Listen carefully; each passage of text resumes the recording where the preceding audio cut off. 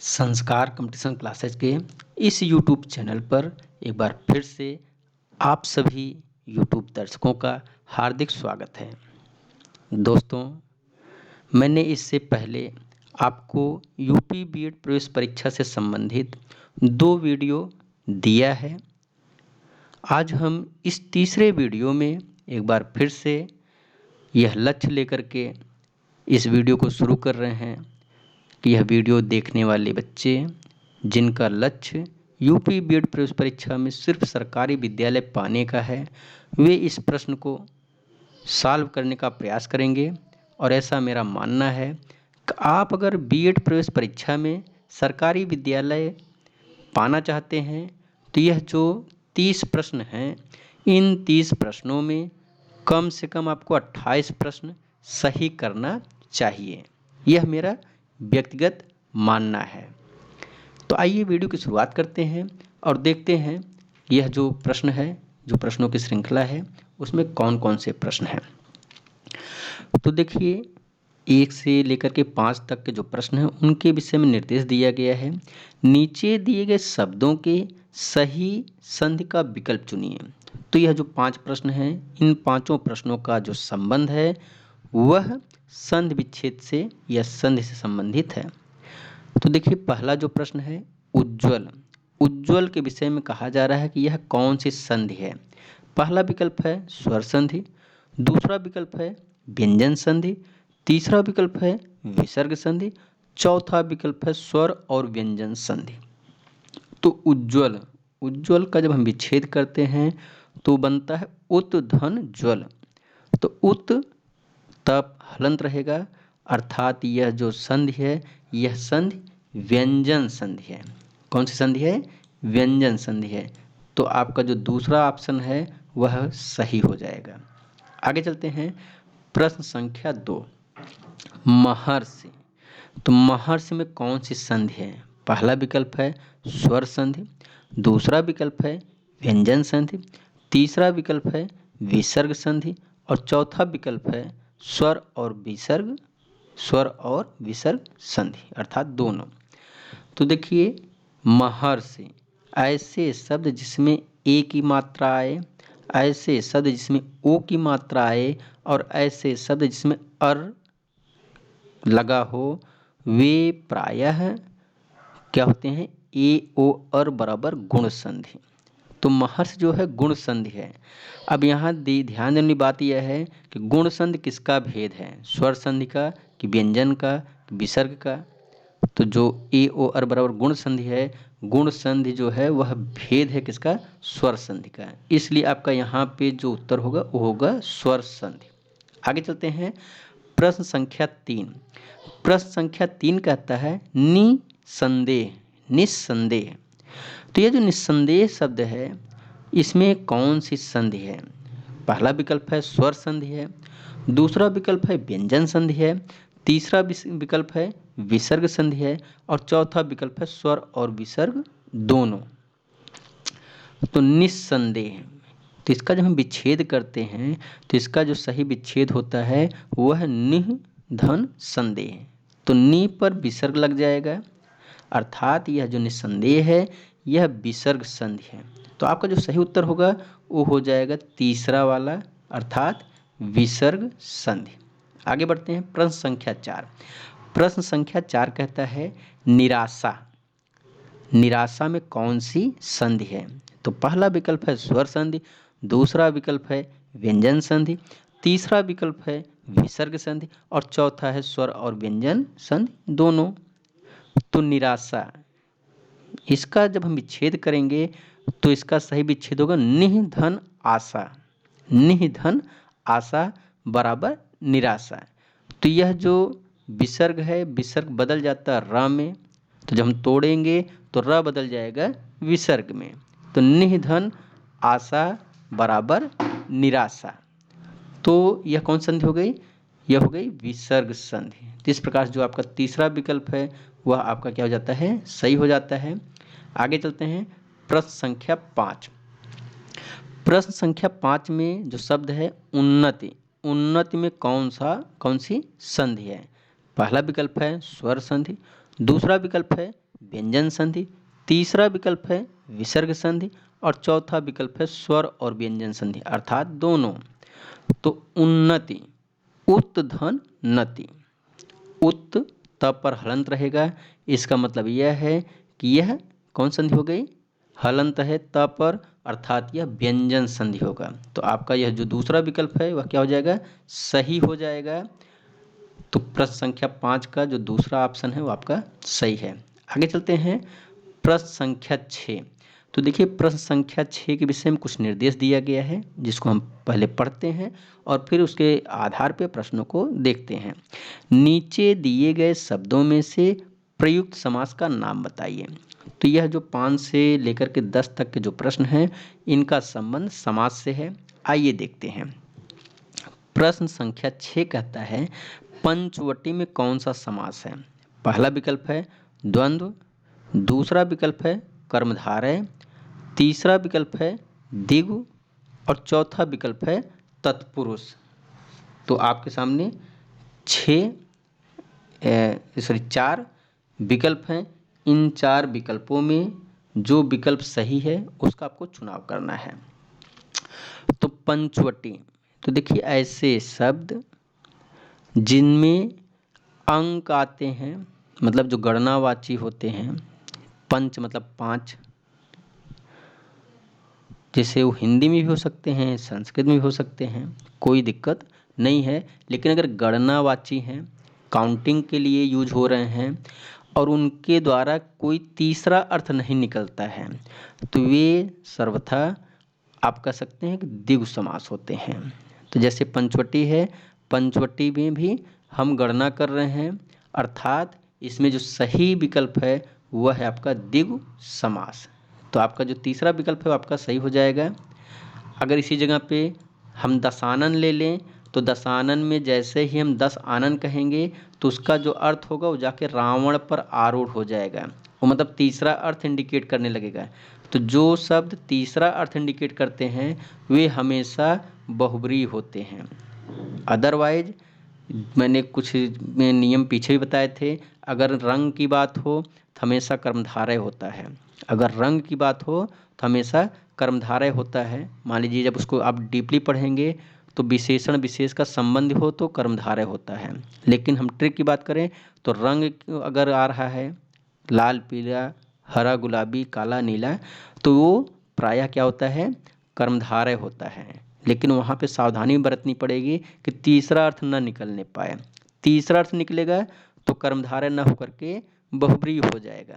वैसे द्विगु में भी है, अगर कोई अंक है तो मैक्सिमम केस में क्या होता है, द्विगु समास होता है। लेकिन ध्यान देना है कि अगर वह जो अंक है वह अगर तीसरा अर्थ देगा तो वह द्विगु न होकर के बहुब्रीहि हो जाएगा।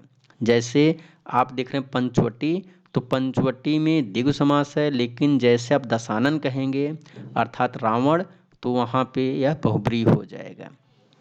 आगे चलते हैं प्रश्न संख्या 7 घनश्याम। तो घनश्याम में कौन सा समास है या कौन सा समास है। पहला ऑप्शन है तत्पुरुष समास, दूसरा कर्मधारय समास, तीसरा बहुब्रीहि समास और चौथा अव्ययी भाव समास। देखिए घन का मतलब बादल होता है, श्याम का मतलब काला होता है। तो मैंने जस्ट आपको बताया था अगर कोई काला नीला हरा गुलाबी रंग की बात करे तो वो प्रायः क्या होता है, कर्मधारय होता है। लेकिन सावधानी क्या बरतनी है कि किसी तीसरे अर्थ को न इंडिकेट करें। तो देखिए घनश्याम का मतलब क्या है, घनश्याम भगवान कृष्ण को कहा जाता है। तो जैसे तीसरे को इंडिकेट करेगा आप बहुब्रीहि के पास चले जाओगे, तो इसका जो सही उत्तर होगा वो बहुब्रीहि हो गया। क्या हो जाएगा, बहुब्रीहि हो गया। लेकिन इसी जगह पे नीलमणि लालमणि अगर ऐसा कुछ रहेगा तो आप क्या बताएंगे, कर्मधारय बताएंगे, क्योंकि यह नीलमणि लालमणि, ठीक है, ये सभी क्या कर रहे हैं, किसी तीसरे अर्थ को इंडिकेट नहीं कर रहे हैं। अगला प्रश्न देखिए पीतांबर। पीतांबर में कौन सा समास है। तो देखिए तत्पुरुष समास, अव्ययी भाव समास, बहुब्रीहि समास, द्विगु समास। तो देखिए पीतांबर, पीत है अंबर जिसका अर्थात विष्णु, पीला है वस्त्र जिसका अर्थात विष्णु। तो यह देखिए पीत का मतलब पीला है, अंबर का मतलब वस्त्र होता है, लेकिन यहाँ पे तीसरा अर्थ निकल के आ रहा है। तो तीसरा अर्थ निकलेगा तो आप आंख मूंद करके बहुब्रीहि बताएंगे, बहुब्रीहि लगाएंगे। अब देखिए प्रश्न संख्या 9। प्रश्न संख्या 9 कहता है यथाशक्ति। यथाशक्ति में कौन सा समास है? तो देख लीजिए, एक बार सुन लीजिएगा। ऐसे शब्द जिनकी शुरुआत यथा, यावत, अनु, हर ऐसे शब्दों से होता है, वे शब्द या वे सामासिक पद हमेशा अव्ययी भाव समास के एग्जाम्पल होते हैं। एक बार फिर सुनिए।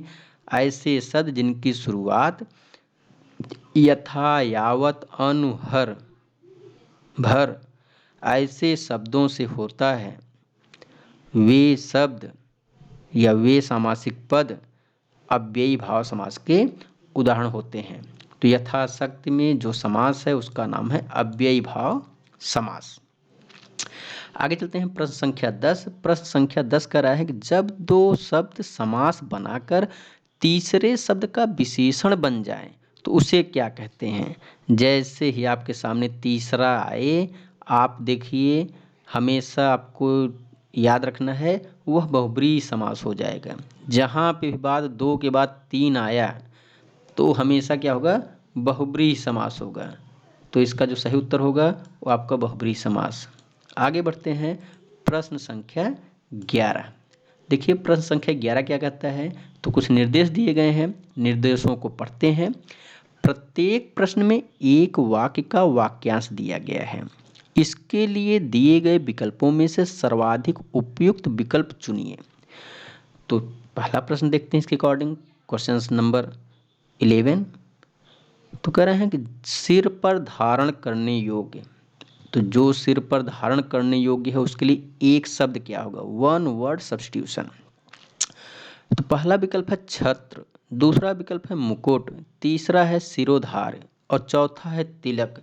तो इसको खूब अच्छे से देख लीजिए, याद कर लीजिए। जो सर पर धारण करने योग्य है उससे हमेशा हम क्या कहेंगे? सिरोधार। अब वो सिर पर धारण करने वाले योग्य चाहे तिलक हो, चाहे मुकुट हो, चाहे छत्र हो, और भी जो चीज़ें हो, अपने माता पिता की बातें हों, अपने माता पिता का मान हो, सम्मान हो, नो प्रॉब्लम। तो जो भी सर पर धारण करने योग्य होगा उसे हम सिरोधार कहेंगे। तो सिर पर धारण करने योग्य के लिए एक जो वर्ड है वह है सिरोधार। आगे बढ़ते हैं प्रश्न संख्या 12। प्रश्न संख्या 12 कहता है जो हर समय दूसरों की बुराई देखता हो। जो हर समय दूसरों की बुराई देखता हो उसे क्या कहेंगे? तो जो हर समय दूसरों की बुराई देखता हो उसके लिए जो एक शब्द होगा उसे परनिंदक। क्या होगा इसका सही उत्तर? इसका सही उत्तर होगा परनिंदक। जो हमेशा क्या करता है? दूसरों की बुराई देखता है, उसके लिए एक शब्द जो होगा परनिंदक। तो इस प्रकार जो दूसरा विकल्प है आपका सही हो जाता है। देखते हैं प्रश्न संख्या 13। प्रश्न संख्या 13 कहता है जो बहुत बोलता हो। पहला विकल्प है वाचाल, दूसरा है वाक्पटु, तीसरा है वाक्चतुर, चौथा है बहुभाषी। तो जो बहुत बोलता हो उसके लिए जो एक शब्द होगा वह होगा वाचाल। मूकम करोति वाचालम। तो जो बहुत बोलता है उसके लिए एक शब्द होता है वाचाल। तो इसका जो पहला विकल्प सही हो जाएगा। प्रश्न संख्या 14। प्रश्न संख्या 14 कहता है जिसे जीता न जा सके। तो जिसे जीता न जा सके उसे हम क्या कहेंगे? करेंगे विजित, दूसरा करें अज्ञेय, तीसरा करें अजेय और चौथा करें दुर्जेय। तो जिसे जीता न जा सके वह अजेय है। जिसको हराया न जा सके, जिससे जीता न जा सके वह क्या है? अजेय है। तो 14वें प्रश्न का जो सही उत्तर होगा सी, अजेय। 15वां जो प्रश्न है दोपहर के बाद का समय। तो दोपहर के बाद का जो समय होता है उसे क्या कहते हैं? पहला विकल्प है पूर्वाह्न, दूसरा है अपराह्न, तीसरा है मध्याह्न और चौथा है निशीथ। तो दोपहर के बाद का जो समय होता है उसे हम अपराह्न कहते हैं, और जो दोपहर के पहले का समय होता है तो हम उसे पूर्वाह्न कहते हैं। तो बाद का मतलब आपका यह जो दूसरा विकल्प है ये सही हो जाएगा अपराह्न। आगे बढ़ते हैं प्रश्न संख्या 15 के बाद 16। तो देखिए 16 के विषय में आपको 16 से लेकर 20 तक के विषय में कुछ निर्देश दिए गए हैं। प्रत्येक प्रश्न में एक मुहावरा या लोकोक्ति दी गई है। विकल्पों में से सही अर्थ चुनिए। तो यह जो मुहावरे हैं, जो लोकोक्तियाँ हैं, उनका हमें सही अर्थ बताना है। तो पहला विकल्प है उल्टी गंगा बहाना। पहला उस जो उस क्वेश्चन नंबर 16 है, करें उल्टी गंगा बहाना। तो विकल्प है बहुत परिश्रम करना। दूसरा विकल्प है असाध्य को साध्य कर देना। तीसरा है प्रतिकूल कार्य करना। और चौथा है उल्टा पुल्टा करना। तो उल्टी गंगा बहाना का जो सही अर्थ है वह है प्रतिकूल कार्य करना। मतलब जो एक प्रकार से अनुकूल नहीं है, जिसे करना कठिन है, तो उस कार्य के संदर्भ में कहा जाता है उल्टी गंगा बहाना, अर्थात प्रतिकूल कार्य करना। प्रश्न संख्या 17, अपनी खिचड़ी अलग पकाना। तो अपनी खिचड़ी अलग पकाना का सही अर्थ क्या है? करेंगे सबसे अलग रहना। दूसरा करेंगे अनर्गल बातें करना। तीसरा करें अपने ही कार्य में लगे रहना। चौथा स्वयं पाकी होना। तो अपनी खिचड़ी अलग पकाना, इसका जो वास्तविक अर्थ है उसका मतलब है सबसे अलग रहना। इसका खाने पीने से रियल में कोई मतलब नहीं है। और यह जो चौथा विकल्प है स्वयं पाकी होना, इसका मतलब रियल में होता है जो स्वयं बना करके खाता हो। लेकिन यहाँ पर अपनी खिचड़ी अलग पकाना मतलब इसमें रियल में खिचड़ी उचड़ी पकानी नहीं है, बल्कि जब लोग किसी मतलब कि समाज से या ग्रुप से क्या होते हैं, अलग रहना चाहते हैं, तो उनके लिए कहा जाता है कि अपनी खिचड़ी अलग पकाना। तो सबसे अलग रहना। अगला है धूप में बाल सफ़ेद न करना। विकल्प है अनुभवहीन जीवन व्यतीत करना। दूसरा है अधिक उम्र का व्यक्ति। तीसरा है अनुभवी जीवन बिताना। और चौथा है बचपन में ही बाल सफ़ेद होना। तो धूप में बाल सफ़ेद न करना का जो सही अर्थ है वह अनुभवी जीवन बिताना, अर्थात जो व्यक्ति ज़्यादा अनुभवी है, हम उसके संदर्भ में कह सकते हैं कि इनके जो बाल हैं वह धूप से काले नहीं हुए हैं, मतलब इनके पास बहुत अनुभव है। अगला प्रश्न है अपने मुंह मियाँ मिट्ठू। इसका ऑप्शन दिया गया है अपने मुंह में मिठाई रखना।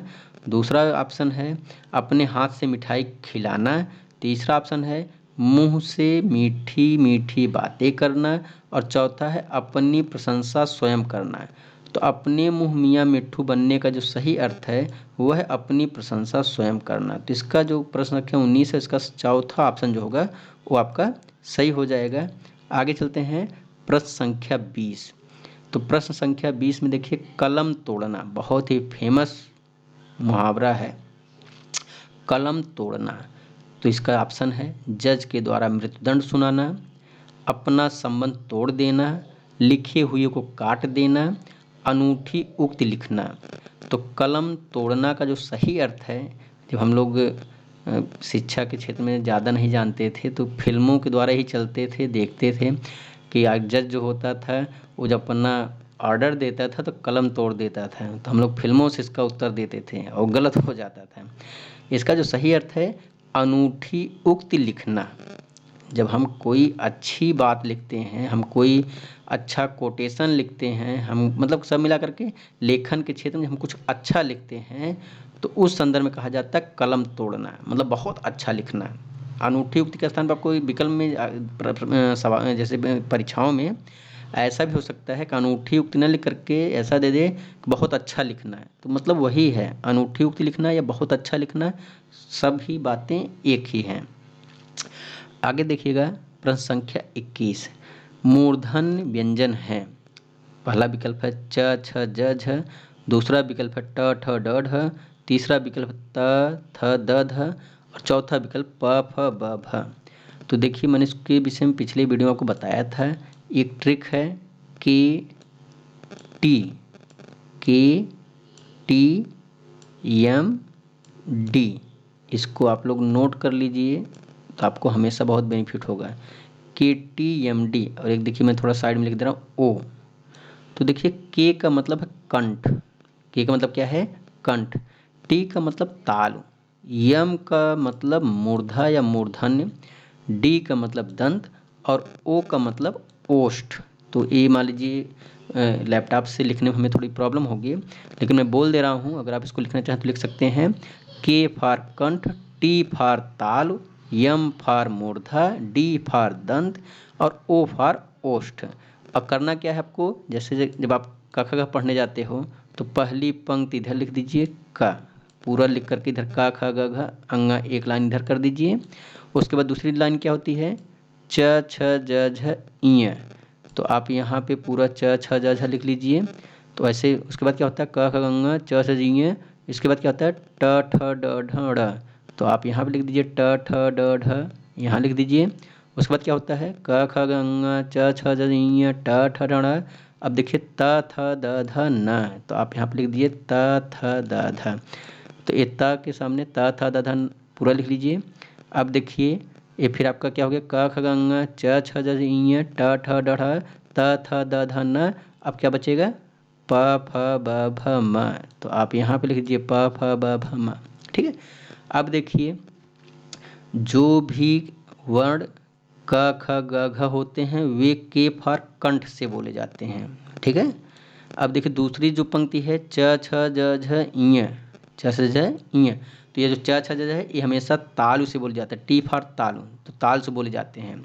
अब देखिए ट ठ ड ढ ड़, तो जो ट ठ ड ढ ड़ है ये सभी यम फॉर मूर्धा से बोले जाते हैं।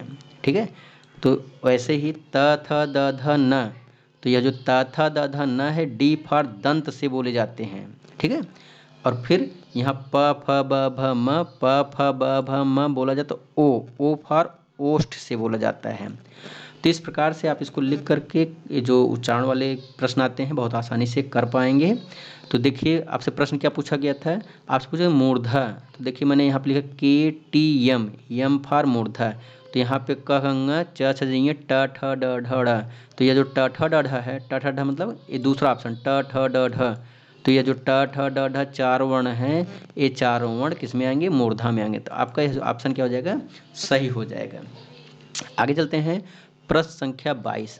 प्रश्न संख्या 22 कह रहा है कठिन काव्य के प्रेत हैं यह किस कवि के लिए कहा गया है। पहला विकल्प है निराला, दूसरा है अज्ञेय, तीसरा है बिहारी, चौथा है केशव। तो कठिन काव्य के प्रेत यह जो उक्ति है यह केशव दास के संदर्भ में कही गई है। तो इसका जो चौथा ऑप्शन है सही हो जाएगा। आगे बढ़ते हैं प्रश्न संख्या 23। प्रश्न संख्या 23 कहता है आषाढ़ का एक दिन के लेखक कौन है। तो पहला विकल्प है प्रसाद, दूसरा है मोहन राकेश, तीसरा है हर्ष, चौथा लक्ष्मी नारायण लाल। तो आषाढ़ का एक दिन यह जो रचना है इस रचना के जो लेखक हैं उनका नाम है मोहन राकेश, बहुत ही फेमस रचना है, बहुत पूछी जाती है, तो मोहन राकेश की रचना है। आगे बढ़ते हैं प्रश्न संख्या 24। जहाँ एक ही शब्द के अनेक अर्थ व्यक्त किए हों तो वह कौन सा अलंकार होता है। तो जहाँ एक ही शब्द के अनेक अर्थ व्यक्त किए गए हों वहाँ पर हमेशा क्या होता है श्लेष। श्लेष का मतलब चिपका हुआ, चिपका हुआ मतलब वही आपको समझाया जा रहा है। जहाँ एक शब्द हो उस शब्द के कई अर्थ चिपके हुए हों तो उससे कहते हैं श्लेष। और जब कई शब्द हों और उन कई शब्दों के कई अर्थ हों, अलग अलग अर्थ हों, तब वहाँ पे क्या होता है, तब वहाँ पर यमक होता है। वहाँ पर क्या हो जाता है, वहाँ पर यमक हो जाता है। तो ये ध्यान देने वाली बात है, एक शब्द कई अर्थ श्लेष, कई शब्द कई अर्थ यमक। तो ये जो 24वां जो प्रश्न है इसका जो सही उत्तर होगा श्लेष हो जाएगा। अगला प्रश्न देखिए 25। यह जो 25वां प्रश्न है यह 2 बार आ गया है, तो इसको हम अगले स्लाइड में रीड करते हैं, वहाँ से इसको अटेम्प्ट करेंगे। क्वेश्चन नंबर 25, काकु का अर्थ है, तो ऑप्शन है कौवा, कटु, चाचा, व्यंग्य। तो काकु का जो सही अर्थ है वह है व्यंग्य, अर्थात जो चौथा ऑप्शन है वो आपका सही हो जाता है। कौवा का जो होता है काग होता है, काग मतलब कौवा, तो काग नहीं है बल्कि काकु है, तो काकु का जो सही अर्थ है व्यंग है। अगला प्रश्न है प्रश्न संख्या 26। को नहीं जानत है जग में कपि संकट मोचन नाम तिहारो। यह जो छंद है यह कौन सा छंद है। आपको विकल्प दिया गया है दोहा छंद है, दूसरा विकल्प दिया गया है शालिनी छंद है, तीसरा विकल्प दिया गया है मतगयंद छंद है और चौथा दिया कुंडली। तो को नहीं जानत है जग में कपि संकट मोचन नाम तिहारो। यह जो छंद है यह छंद मतगयंद छंद है, अर्थात जो तीसरा विकल्प है आपका क्या हो जाता है, सही हो जाता है। आगे बढ़ते हैं प्रश्न संख्या 27। प्रश्न संख्या 27 कहता है किस छंद में 6 चरण होते हैं। पहला विकल्प है बरय, इसका जो टाइपिंग है इसका सही होना चाहिए, तो बरवय। दूसरा है चौपाई, तीसरा है सोरठा और चौथा है छप्पय। तो किस छंद में 6 चरण होते हैं, तो आप इसको बहुत आसानी से पकड़ सकते हैं। छप्पय में 6 चरण होते हैं, इसी इनका नाम ही छप्पय पड़ा है। तो इसका जो सही उत्तर होगा वो आपका डी होगा, अर्थात चौथा ऑप्शन आपका सही हो जाता है। आगे बढ़ते हैं प्रश्न संख्या 28। प्रश्न संख्या 28 कहता है वीर रस का अस्थाई भाव कौन सा है। विकल्प है क्रोध, दूसरा विकल्प है भय, तीसरा विकल्प है शोक और चौथा विकल्प है उत्साह। तो वीर रस का जो स्थायी भाव होता है वह होता है उत्साह। तो इस प्रकार से इसमें भी आपका जो चौथा ऑप्शन है वो सही हो जाता है। अगला प्रश्न है प्रश्न संख्या 29 अर्थात 29। तो प्रश्न संख्या 29 कर रहा है अब लौ न नसानी अब न नसई हों, राम कृपा भव निशा सिरानी आगे फिर न डसई हों। तो यह जो पंक्ति है इस पंक्ति में कौन सा रस है। तो देखिए यह जो पंक्ति है इस पंक्ति में जो रस है उसके लिए आपको 4 विकल्प दिए गए हैं। पहला है शांत रस, दूसरा है करुण रस, तीसरा है वात्सल रस और चौथा है अद्भुत रस। तो अबलौ न नसानी अब न नसई हों, राम कृपा भव निशा सिरानी आगे फिर न डसई हों। यह जो पंक्ति है इसमें जो रस है वह शांत रस है। कौन सा रस है, शांत रस है। और यह जो पंक्ति है कई बार एग्जाम में पूछा भी जाता है। यह जो पंक्ति है यह पंक्ति गोस्वामी तुलसीदास की पंक्ति है, बहुत ही फेमस है, कई बार परीक्षाओं में पूछा जा चुका है। रस की बात पूछे तो शांत रस, रचनाकार की बात पूछे तो गोस्वामी तुलसीदास। अंतिम प्रश्न है निम्नलिखित में से कौन सा शब्द तत्सम है। निम्नलिखित में से कौन सा शब्द तत्सम है। विकल्प है आपके सामने काज, हाथ, काम, काल। तो इन चारों विकल्पों में जो शब्द तत्सम शब्द है वो है काल। कौन है, काल। तो इस प्रकार से जो चौथा ऑप्शन है आपका सही हो जाता है। तो इस प्रकार से आज का जो वीडियो था, इस वीडियो में जो 30 प्रश्न हैं इस 30 प्रश्नों की श्रृंखला आज यहाँ पे समाप्त होती है। तो आपको यह वीडियो कैसा लगा कमेंट्स बॉक्स में कमेंट करके ज़रूर बताएं। ऐसे ही और वीडियो पाने के लिए हमारे इस YouTube से जुड़िए, कृपया चैनल को सब्सक्राइब कीजिए, कमेंट्स कीजिए। मिलते हैं फिर एक नए वीडियो में, तब तक के लिए आप सभी लोगों को बहुत बहुत धन्यवाद।